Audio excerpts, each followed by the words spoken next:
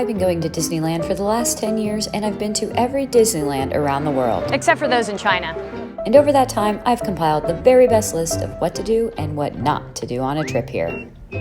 The absolutely must rides are as follows and in no particular order. Matterhorn, an Alpine Village themed roller coaster inside the Matterhorn mountain. You enter a bobsled and are chased by a Yeti through the mountain.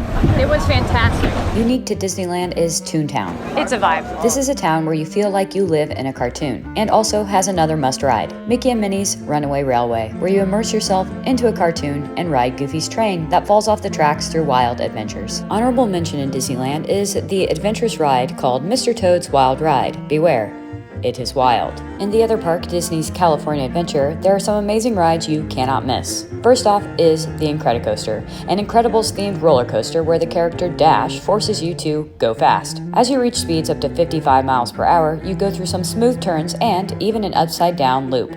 Wow, what fun. Also unique to Disneyland is Cars Land, a Cars movie Route 66 themed land with a fantastic ride called Radiator Springs Racers. You enter a car and drive on Route 66, only to be entered in a race you didn't agree to. Don't worry, we did win.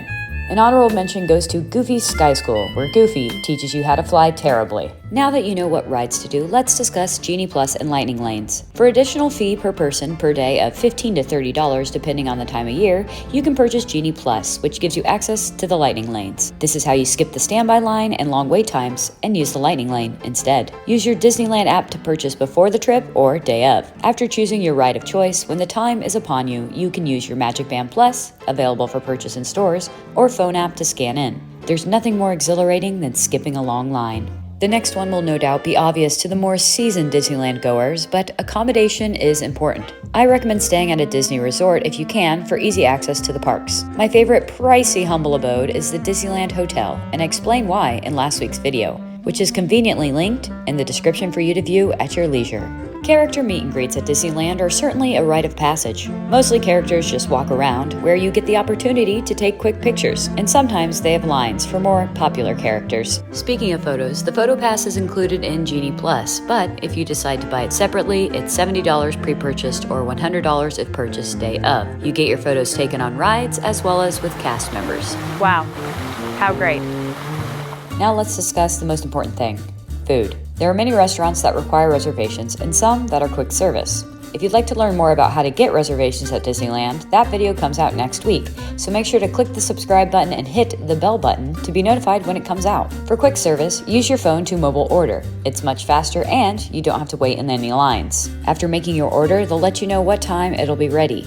Once it's time, click I'm here, prepare my order, and they'll let you know which window to pick it up at. Once you pick it up at the mobile order pickup window, it's time to eat.